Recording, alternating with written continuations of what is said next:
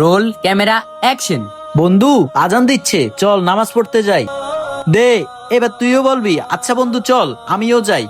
ঠিক আছে, roll camera action. চল বন্ধু, আমিও নামাজ পড়তে যাই।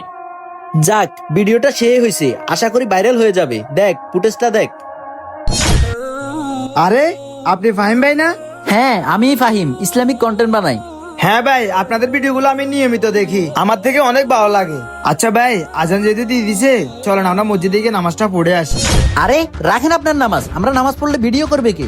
আরে আমাদের ভিডিওতে যে লাইক ভিউ পড়ে সেটা তো আপনি দেখছেন। আরে আমার ভাই, এই সাধারণ লাইক ভিউর জন্য আপনারা ইসলামিক ভিডিও করতেছেন, কিন্তু আপনারা নিজেরাই নামাজ পড়তেছেন না।